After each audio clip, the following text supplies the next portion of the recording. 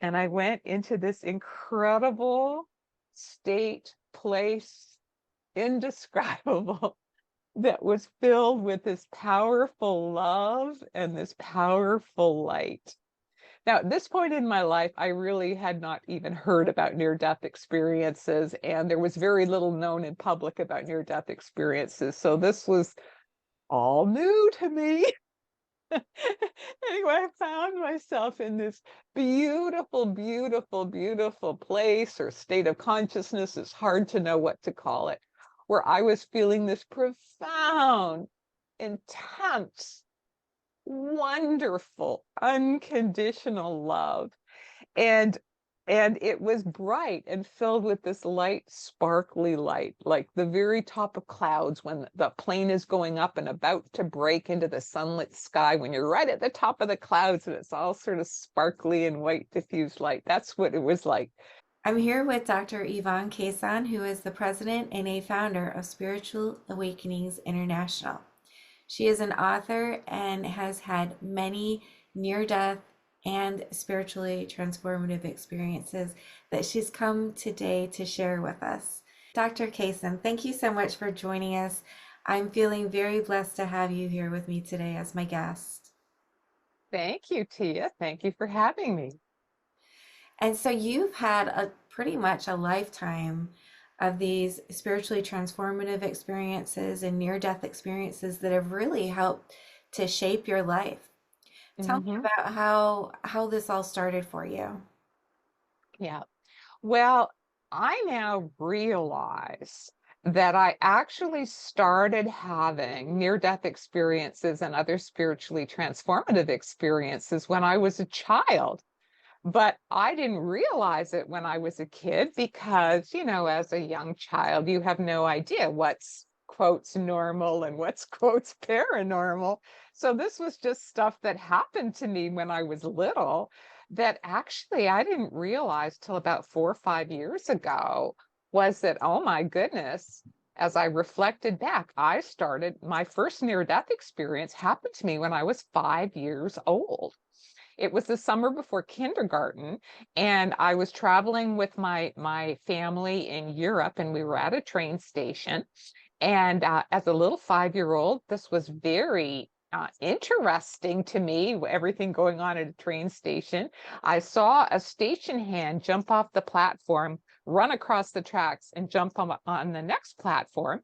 And of course, as a little 5-year-old, I thought, that looks like fun. So I leaned forward to jump on the tracks.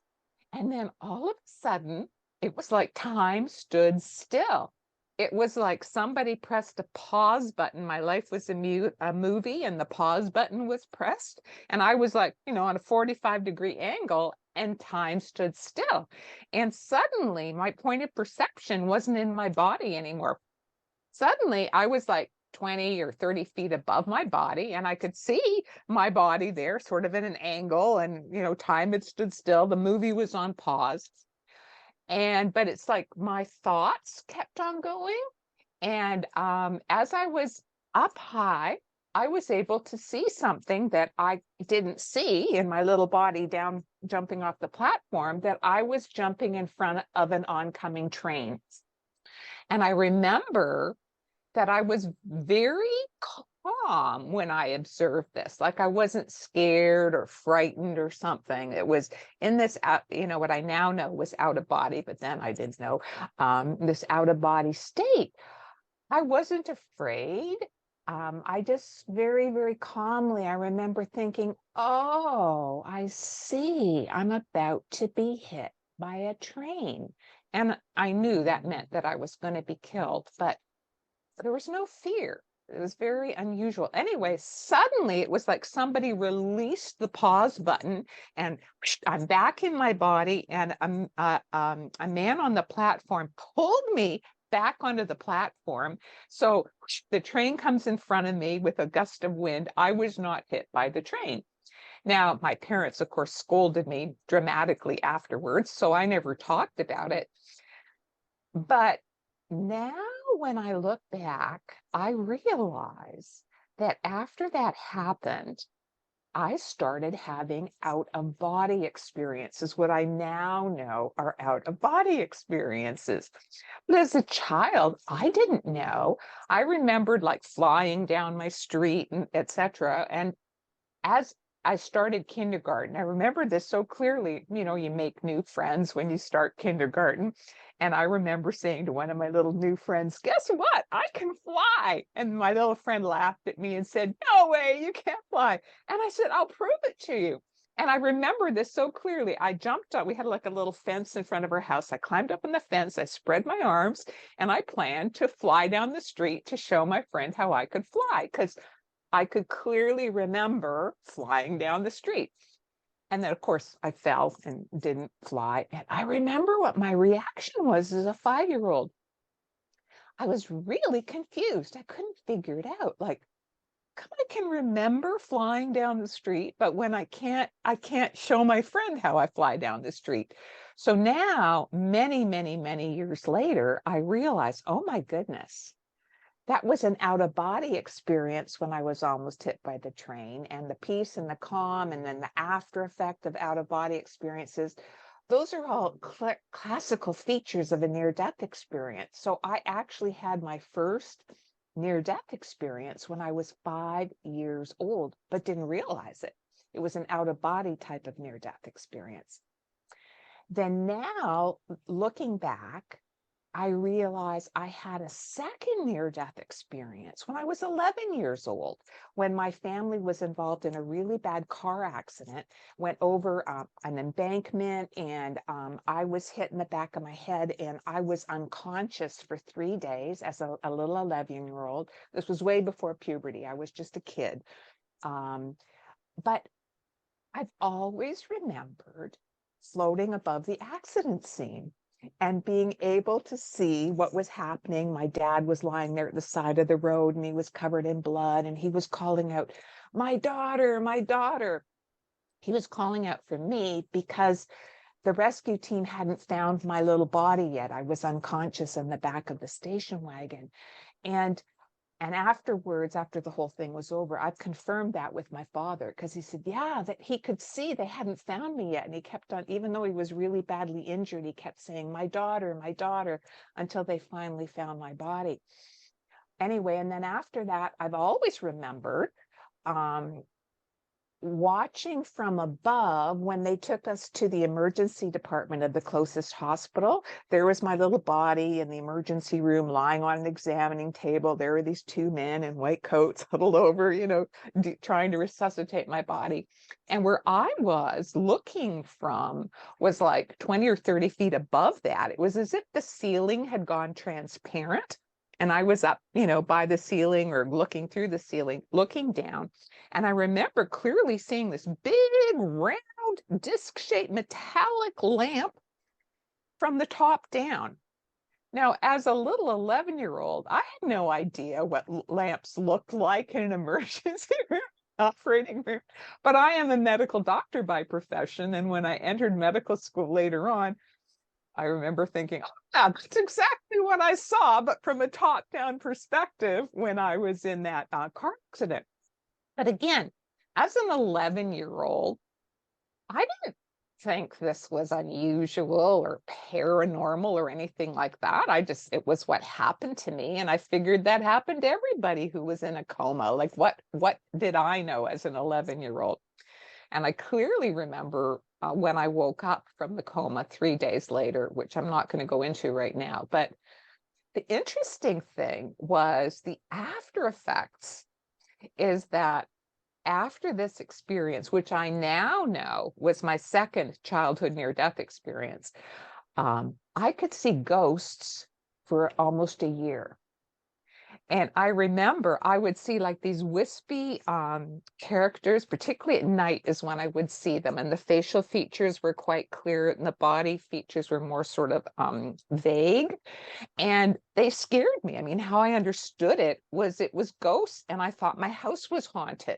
And I insisted that my parents push my bed into the bedroom. I was in my own bedroom at that age, but I wanted to be in the same bedroom as my younger brother and sister who shared a bedroom. And when my bed was crammed in there, I wasn't so scared seeing these ghosts at night. And again, it never dawned on me until recently that the problem wasn't my house. It was me as an after effect from that near-death experience, because now we know this is a very common after effect of people who've had near-death experiences, that they develop mediumistic abilities afterwards and are able to see spirits or communicate with spirits. But anyway, as a child, of course, I didn't know that. But now that I look back, because you asked, how did this begin? I realized, oh my goodness, spiritually transformative experiences started for me when I was a child, but I had no clue. I just never labeled it as such. It was just, some of the stuff that happened to me as a child. The first experience, spiritually transformative experience, that really caught my attention and began to make me think, maybe this isn't what everyone else was experiencing, happened to me when I was 23. When I was in university, I was in medical school already, and it was my last year of medical school, and we had lots and lots of exams. And there was this course at university that taught meditation, that advertised it would help you do better on your exams because you'd be more relaxed when you're studying, et cetera, et cetera. So I thought, okay, I'm going to take this meditation course. So I did. I found, I really liked meditating. It came to me really naturally. So I started meditating really regularly, morning and evening, and it did help me with my exams. I did very well on my exams.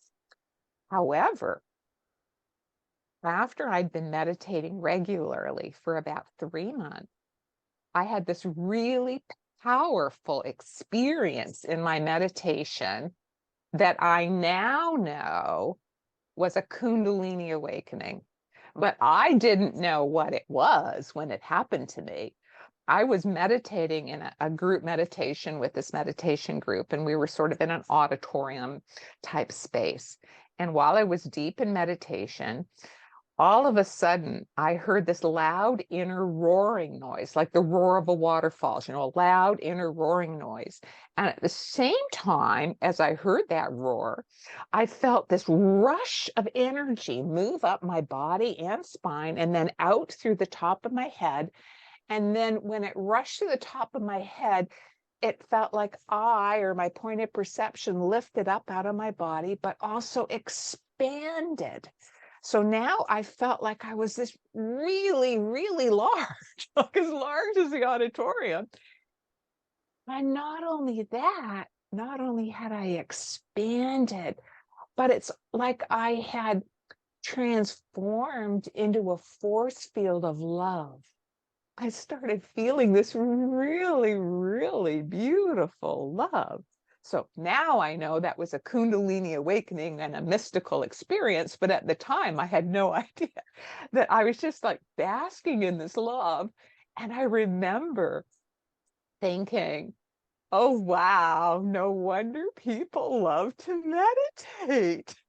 Because I didn't know any better. I figured this was like the it experience that all regular meditators were having each time they meditated, and that like maybe that day I'd finally gotten my technique right or something. So I didn't know any better. I was like an innocent at that time. And so I just basked in that love until my meditation ended, and then my consciousness contracted again. But weird things started happening to me after that. I started getting recurrent rushes of energy up my spine. I started feeling energy movements in what I now know are the chakra centers. But, I was still in medical school. I still had all these exams. So I tried to just sort of compartmentalize that and not think about it and focus on my medical studies. I was only 23 at the time. Well, a few years later, because my next big STE that forced me to, I can't ignore what's happening to me because something is happening. And that happened to me when I was 26. And I had my first adult near-death experience when I was in a medevac plane crash. I was a young doctor at that time, and I was assigned on this medevac.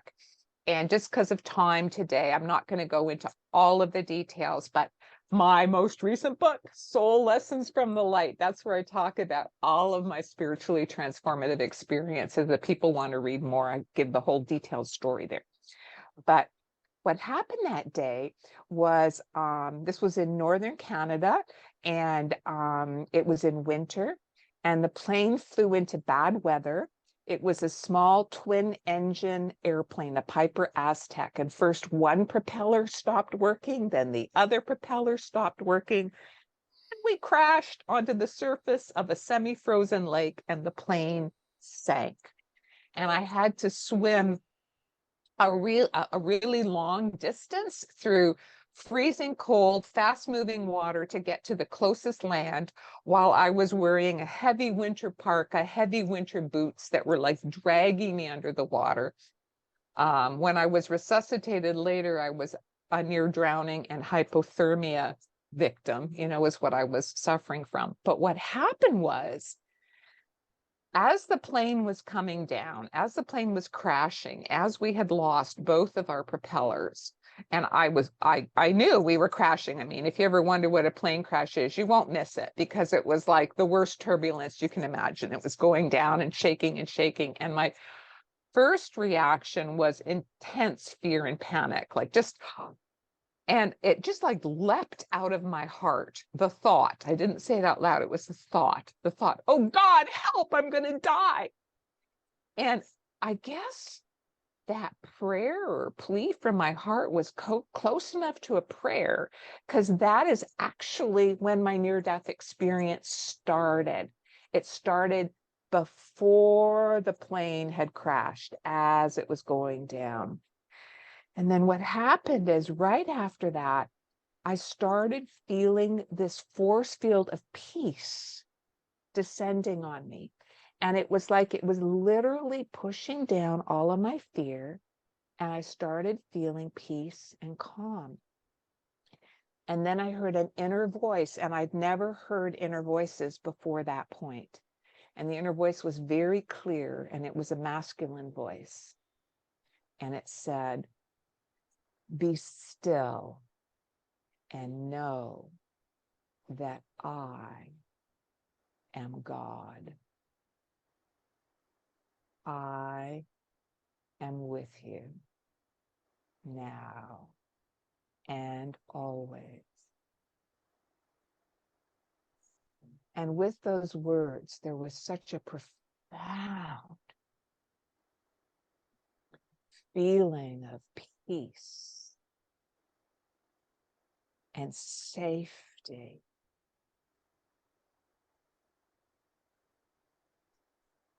I was still totally alert. The plane had not crashed yet. In that profound sort of, what shall we call it, spiritual state of awareness, I turned and I started comforting the patient, as the plane was coming down. Anyway, the plane, as it went, it hit the ice and then started to sink. We had to very quickly get out. The nurse and I tried to get the patient out. Unfortunately, we could not, and she went down with the plane. And then the pilot, the nurse, and I had to try to swim to shore. Anyway, it was a very long and a very difficult swim to get to shore. I'm leaving out many details just because of time, because I want to make sure I get to my most recent near-death experience in today's time. But partway to swimming to shore was when my near-death experience in the medevac plane crash deepened.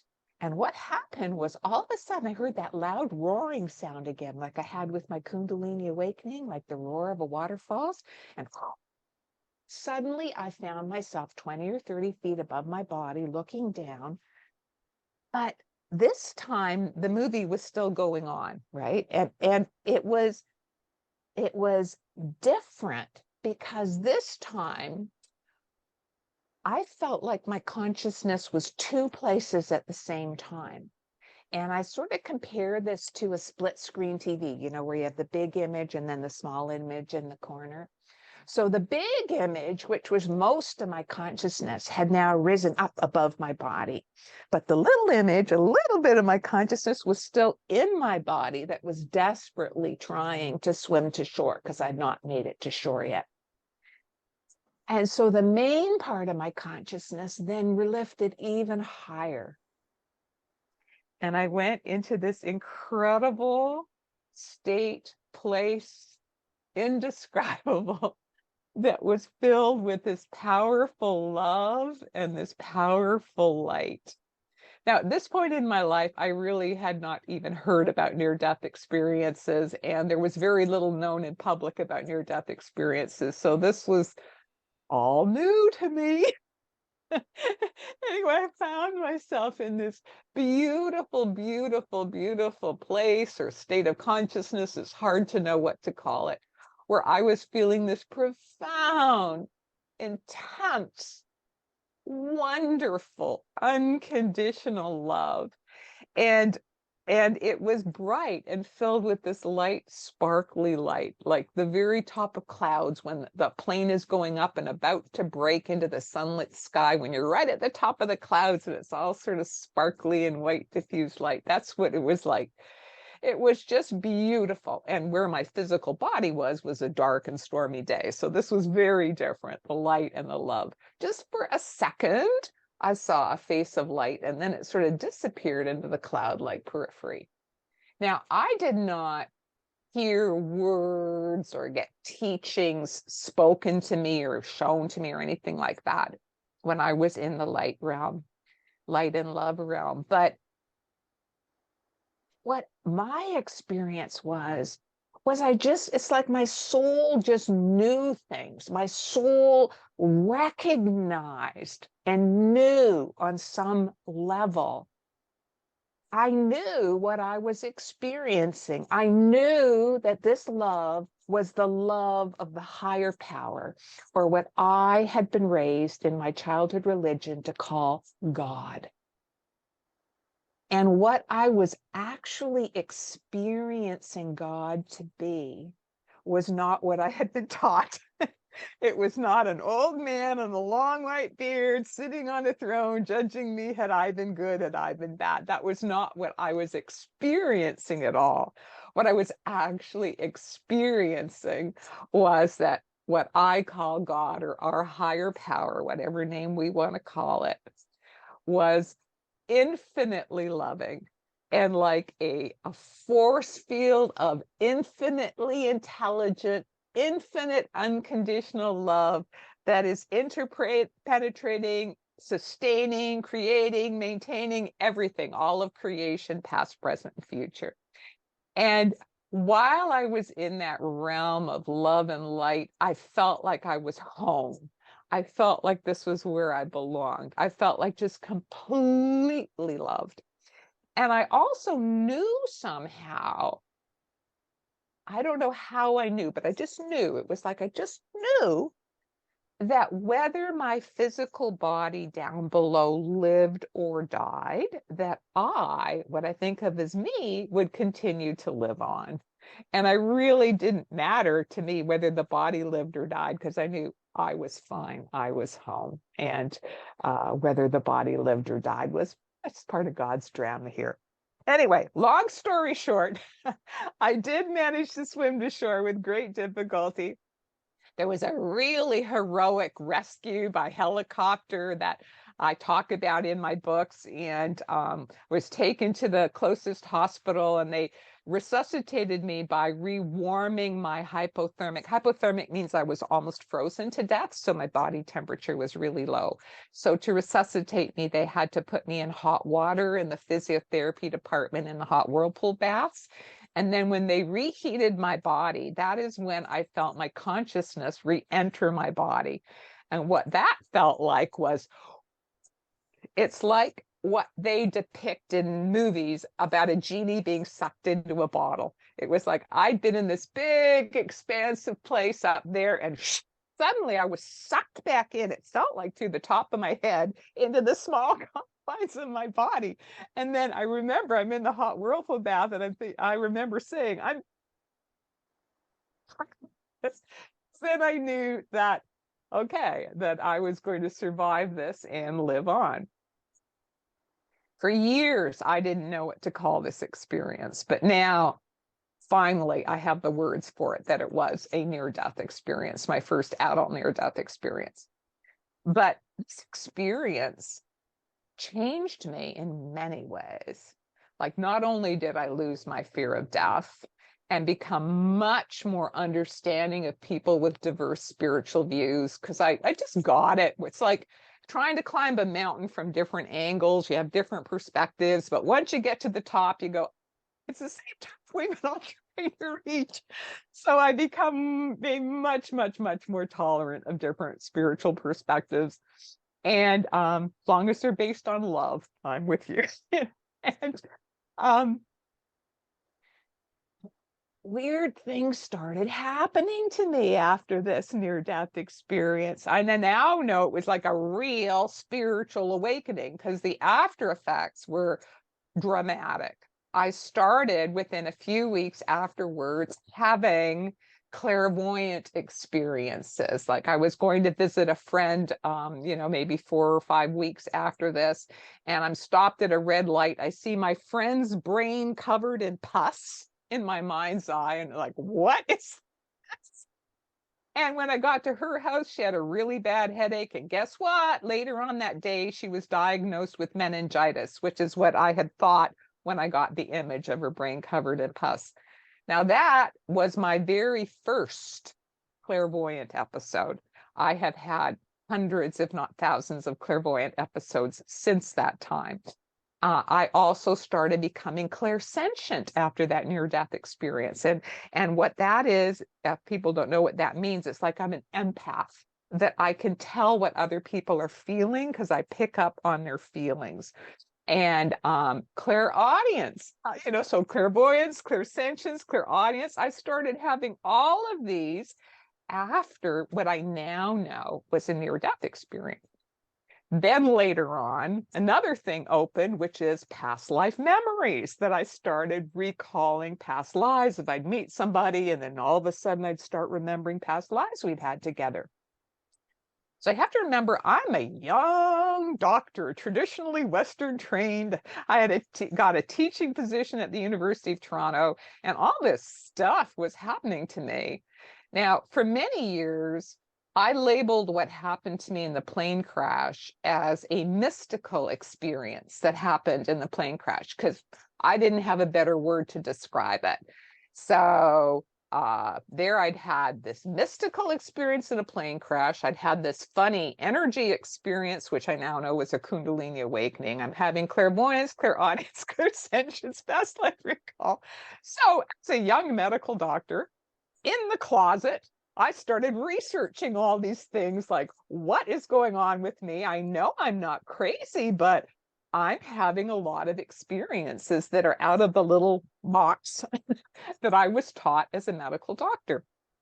Anyway, so this is how it started for me, which was your question. How did my spiritual awakening process start? So it started with a lot of experiences when I was quite young that showed me as a child, and then in my 20s, that the human consciousness, my consciousness, everyone's consciousness is capable of a much broader range than what we think of in mainstream society. So for many years, I was sort of an in-the-closet spiritual seeker, reading everything I could about all of these things, whether it be from Western psychology or from Eastern spirituality, trying to come to a deeper understanding.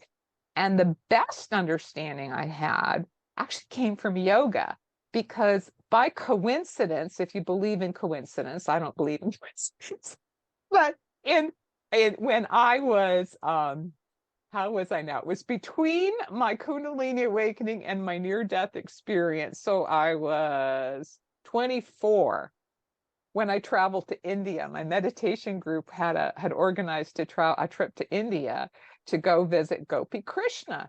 And he was going to be talking about Kundalini and the yogic model of consciousness, because he thought many people in the West would be starting to spontaneously awaken Kundalini because it's part of our evolution now. We're at that stage in our evolution as a species. And so I traveled to India, I met him, and he became like a mentor to me. And he kept on encouraging me to do Kundalini research.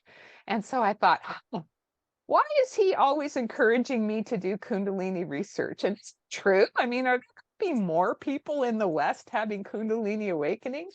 Anyway, turns out it took me years. I mean, I don't know if I'm slow on the uptake or just I was being given so much misinformation by people here in the West.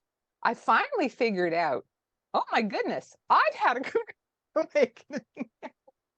and oh my goodness, yes, it is happening to other people, because as I came to that understanding, more and more people started coming and telling me about their Kundalini awakenings.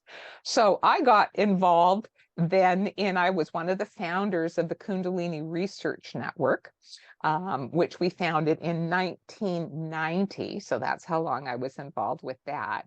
And then in Canada, I came out of the closet and I actually specialized my medical practice in the counseling and research of people who've had near-death experiences, Kundalini awakenings, and other spiritually transformative experiences. I coined that phrase, spiritually transformative experiences, because I felt there was a need for a word that was not judgmental, that was not labeling it as quotes abnormal or paranormal or a syndrome or anything like that, that it reflects that no, this is part of our transformation, our growth as spiritual beings. And that it's normal and it's healthy. We may not understand it, it may be difficult at times, but it's part of our spiritual awakening process. So I'm very proud to have coined that term, spiritually transformative experiences, which many people are using today as an umbrella term for the whole range of spiritual awakening experiences. Anyway, I loved what I was doing. I went on and had tons of STEs of various types, but my whole life changed on November the 8th, 2003, because that is when I had my most recent near-death experience. I had which is my fifth near-death experience. And I had a slip and fall accident at Niagara Falls, Canada. I slipped on black ice. I hit my head on the rock pavement. I had a brain hemorrhage and a traumatic brain injury, and I died. Now, interestingly enough, about 2 hours before I died, I had been meditating at the foot of Niagara Falls. It's one of the power places I like to go and meditate. I like to meditate at power places.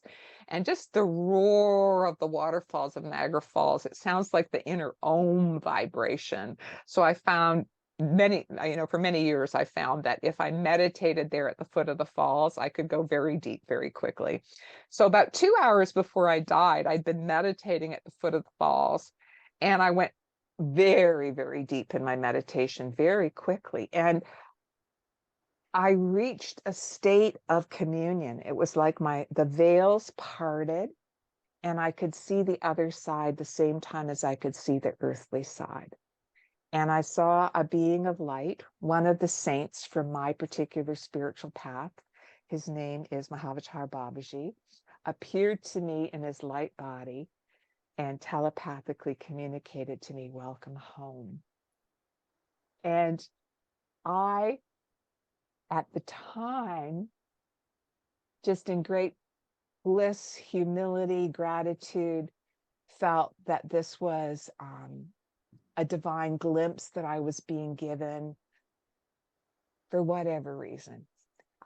And I was just in a state of gratitude. But now I think it was my end of life experience. You know how many people talk about shortly before they die, it's like the veil's thin and they're able to communicate with spirits on the other side? That I think that's what happened to me. And I was being prepared for what was about to come. I had no idea I was about to die 2 hours later.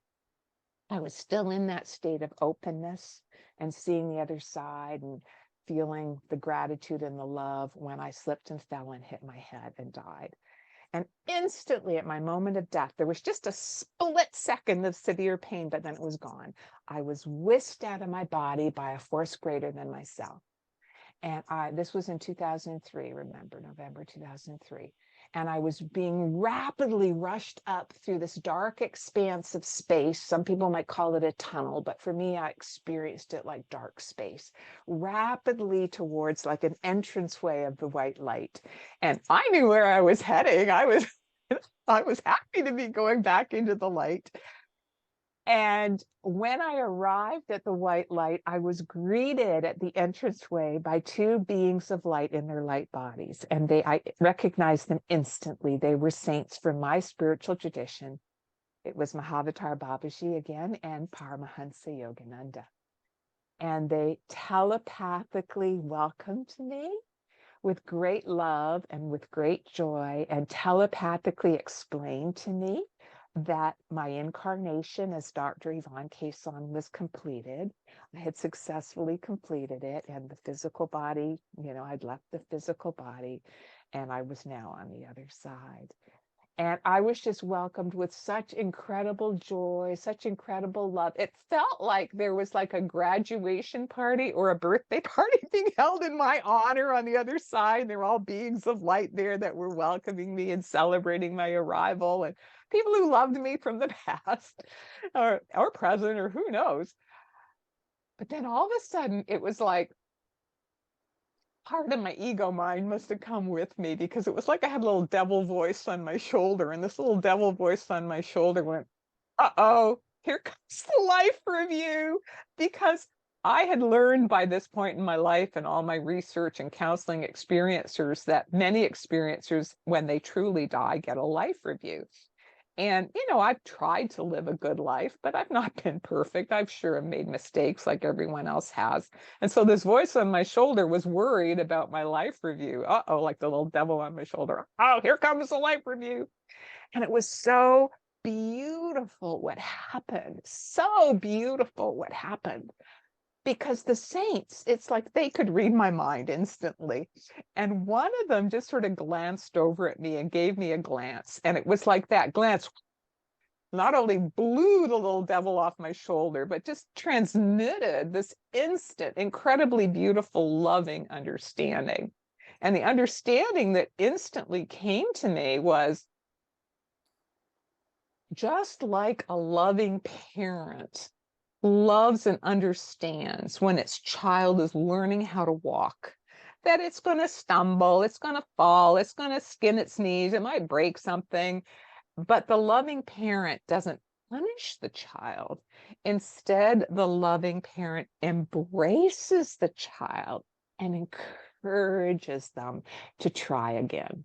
You can do better next time.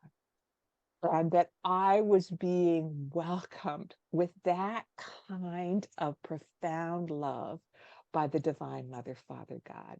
It was just complete acceptance, encouragement, and love. Nothing punishment about it at all. And in that state of just, what shall I say, ecstasy, joy, bliss, welcome, I then shifted into another sort of state of awareness, I guess. It's hard to have words to describe, where I was no longer visually seeing things, but it was like my brain or consciousness capacity had vastly expanded. Like my consciousness had changed from a Pentium 4 to a Pentium 1 million, that I was able to process and intake a vast amount of information all at once. And suddenly, in this expansive state of awareness, all at once, I remembered all of my past lives. And it was like a aha experience. I mean, part of it was like, how could I have forgotten? But the other part of me was like, now I knew who I was. And now so many things in my life as Dr. Yvonne Kason made sense. Like, why? Because I used to wonder, weird, here I am, this little doctor in Toronto, And I'm having near-death experience after near-death experiences and Kundalini Awakening and every psychic phenomenon in the book. And I, so much so that I write the book on it. This is my most recent one on spiritually transformative experiences. And I write about them. Well, because I've had almost all of them. And in addition to my patients, so I know they're real. That as I remembered my past lives, it was like, oh, of course. Because from a worldly level, it didn't make sense why I would be doing this. There's just this little person in Toronto. From a soul level, it's like, hello, this is not my first incarnation having near-death experiences. This is not my first incarnation having mystical experiences. This is not my first incarnation having Kundalini Awakening. So from a soul level, over many incarnations, my soul was just continuing on what it's been doing for many lifetimes. But I didn't know that. I was not given that awareness while I was incarnated in my body. Anyway, there are many other things that I can tell you about the other side, but so much of it is difficult to explain. But one of the key things I want to share is how time was different on the other side. That somehow while I was in this expansive state of consciousness, another thing that I was acutely aware of on the other side was that time passes differently there. Somehow I still had the very clear awareness of how we experience time here when we're incarnated in the body, how we experience time linearly, that there's a past, there's a present, and there's a future, and they're separate. Whereas on the side, that's not how I was experiencing time. I was experiencing time to actually be very fluid, and that you could loop in time. You could loop back, you could loop forward, you could loop more than one place at once. That time was much more fluid than what we experience here on Earth when we're incarnated. And what I also experienced was in that state of consciousness on the other side, it was almost as if the past, present, and future were all happening at the same time. And it was just a matter of where I put my focus, whether my attention was at what we here on Earth perceive as the past, or we here on Earth perceive as the present, or we here on Earth present as the future, perceive as the future. How I compare this is like somebody from another culture going into one of our theaters, multiplex theaters that's playing like 10 or 15 movies, right? And let's imagine the same actor or actress is in all of the movies playing different roles in different times in history. So the person who's thinking linearly, they're thinking, well, how is this possible? How can this person be a man here and he's an old man there and he's a young man here and he's a, I don't know, transsexual in that one? And how can this all be the same person? But we know from our point that, okay, that even though it looks like these are all dramas happening right now, these are movies that were recorded at different times. So when the actor was actually acting each movie, in the actor's awareness, this was the only role. And so that's what I got about human experience, that, yeah, that when we're in a role where spirit has put us, it feels like this is the only role, right? But actually, there are a lot of roles that we play over many, many incarnations, and they're not as separate as we want to think, because on the other side, it's almost like there is no time. I mean, it's very, very difficult to explain linearly. Anyway, after a period of what I call timeless time, the two beings of light reappeared to me and telepathically told me that it was now time to choose whether to reincarnate in the body of a baby to further serve the divine, and or to go back to the maimed and injured body. And I remember I was just so in a state of bliss, cosmic consciousness, trust, ecstasy. I just completely trusted the wisdom of the divine plan, completely, completely, completely at a soul level. And it felt literally like my heart or my soul responded rather than my intellect. And what my heart or soul immediately telepathically communicated was, oh, masters, please guide me. What is the higher choice? I want to do God's will.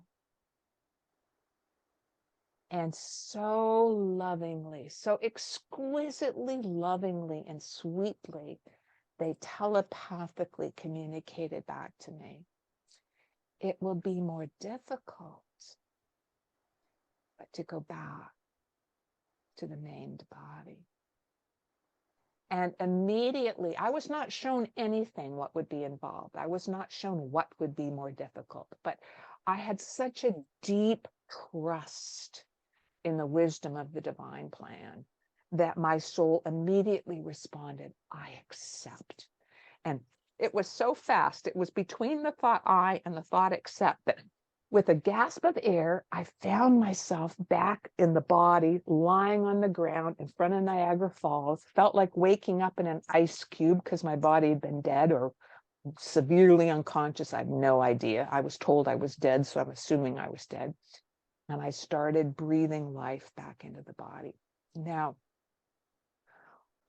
when I first woke up in my maimed and injured body there at Niagara Falls, I was soaking wet from the mist of the falls, ice cold. But with my vision, it was, I guess, my third eye was open at the same time as my physical eyes, because I could see both realms. I could see them superimposed on each other. I could see the physical world around me as I was breathing life back into my body. But I could also see the other side, and the two saints, they were right with me. It was like they were there with me as I was waking up in my body.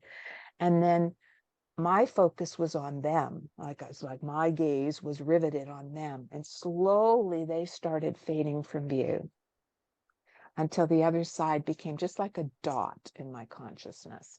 But that little dot has remained open, and that has been like a life ring for me as I've gone through the challenges after regaining consciousness in a now seriously injured body.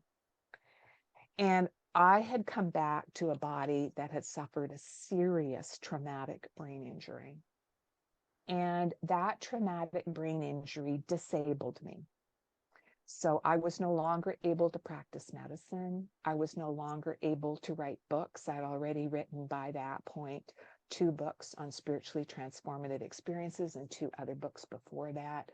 I was no longer able to teach. I was no longer able to public speak. I couldn't do podcasts, TV shows, all these things I used to do. I was like, I couldn't do any of that. I had trouble using the computer. I had trouble taking a shower. That's how bad it was, because my short-term memory was so impacted that I couldn't remember, had I shampooed my hair? Have I not shampooed my hair? You know, have I soaped that part of my body? Have I not soaped? I mean, it was really, really challenging, but my intellect was intact. It was sort of the paradox. I was like an idiot savant, sort of, that in specific areas, severely restricted. And in other areas, I still had like my Mensa IQ, and it's like, it is what it is, but I was really disabled. I went to neurorehabilitation for about 7 years because I refused to give up on trying to get better or trying to heal. And finally, I realized, okay, for whatever reason in the divine plan, I'm not meant to be healed. I'm disabled now. And so I just tried to learn how to compensate the best I could for my disabilities. They call it optimize your adaptation to chronic disability. So that's what I was trying to do. And at the same time, my spiritual focus was just as strong as ever.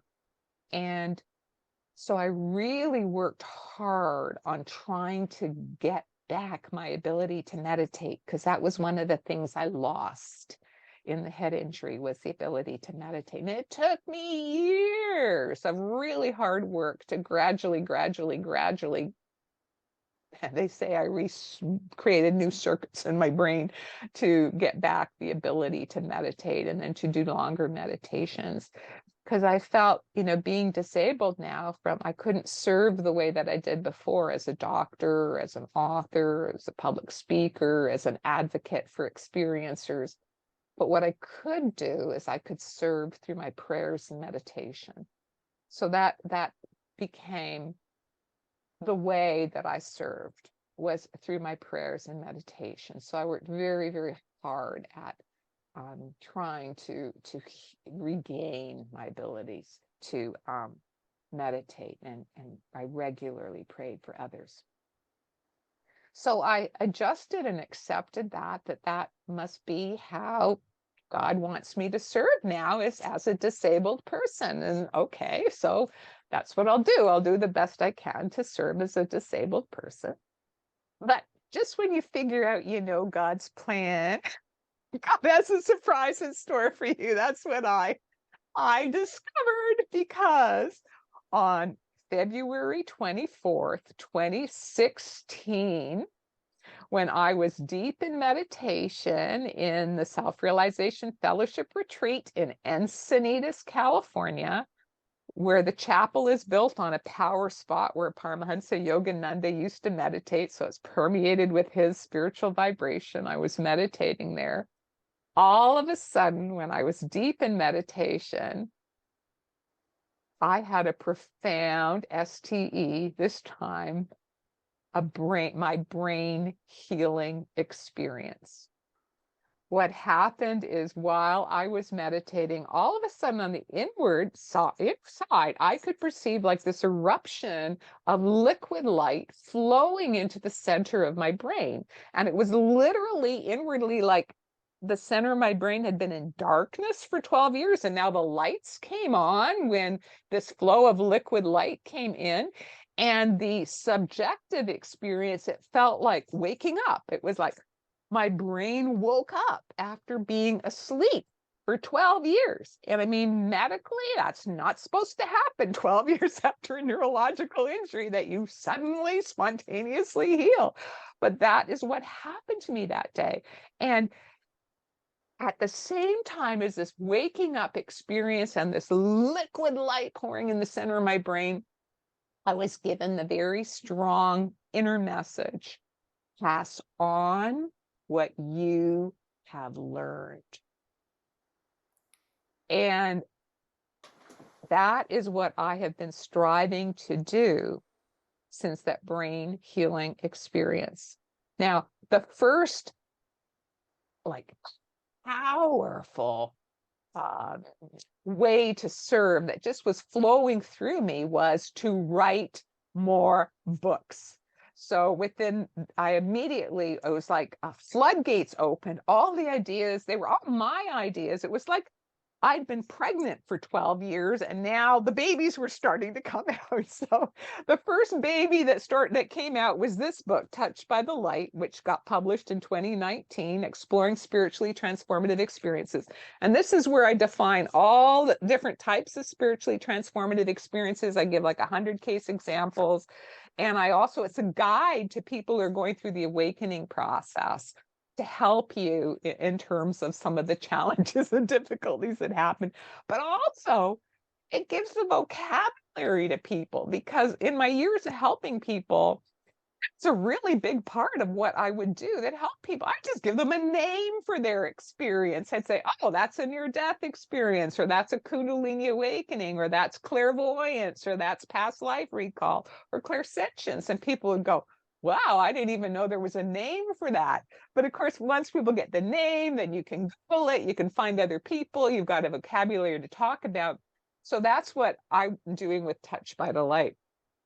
But then the next book Spirit guided me to write after my brain healing was this one, Soul Lessons from the Light, which is my own spiritual awakening journey Spirit guided me. It's time to share my experiences for the next generation, to know that, hey, this can happen to you too. It can start happening in your childhood. It can start happening in your 20s. You may not even realize what it is for many years. But I believe this to be part of a global spiritual awakening that's happening. But this is happening to many, many people all over the world. And we really need it right now. Our world's in a bit of a mess. But then as I was writing these books and publishing these books, there's a phenomenon that many NDE and STE experiencers have. We call it downloads. You probably know about this, where you get a download from spirit guiding you to do X, Y, or Z. Well, in 2019, when I'd finished writing the first drafts of both of these books, I got a very strong download that spirit was calling me to found a new organization that would deal with the whole spectrum of spiritually transformative experiences, not just near-death experiences, but the whole spectrum, including near-death experiences, but the whole spectrum of spiritually transformative experiences. And I was even given the name for the organization, Spiritual Awakenings International. Well, at the time, I was on the board of director of IANS, the International Association for Near-Death Studies, and actually nominated to be president. And in that capacity, I had met the person nominated to be vice president, Robert Baer, and he independently had the same download. He actually had it about a few hours before I did. We had it within a few hours of each other. And he said, Yvonne, I think we're supposed to start a new organization together. And so we eventually were elected president and vice president of IANS, but we always knew in our heart that spirit was calling us to start a new organization. We just didn't know when or where. We just trusted that spirit would guide us when, but we both knew, because we both got it independently, that this is what we were being called to do. But then the time became clear, and I left. I stepped down, wished them well, but I stepped down from IANS in March of 2020. And Robert and I worked our little buns off, and we launched Spiritual Awakenings International in June of 2020. And it has just exploded. I mean, I'm just amazed at how Spiritual Awakenings International has grown. And we're going to have our 4th annual conference this year. Online conference is going to be June 8th and 9th, and we're delighted. We're going to have 40 international speakers from 14 countries around the world. We're just so delighted to be international. And in these 4 years, we've grown to have subscribers in 93 countries. I mean, it's incredible. In every country, in every continent except Antarctica. I don't know why Antarctica's holding up, but everywhere else we have subscribers. It's amazing. And so this is now how the next level of passing on what I have learned. And then, of course, doing these podcasts and being on social media and all the sort of things that are required of this day and age. And really my mission now in passing on what I've learned, by the way, I'm writing my next 2 books, they're coming out soon, is to be a real advocate for experiencers and to be a role model for experiencers. I mean, I'm older than some, and to know that one can have a healthy, productive life. I had a career, I got married, I have a son, I'm now a grandmother, that you can have a healthy, productive life and be going through very, very intense spiritual awakening process. So were there difficult times? Yes. Were there times that I felt really misunderstood by people around me? Yes. But through all of that, I mean, my connection with spirit, God was always my refuge and my strength. That was the thread that carried me through and continues to be my rock, is that no matter what happens here on earth, I know we are all loved by our beloved Creator, no matter what we call it based on our tradition. Whether we believe in it or not, we're still all loved.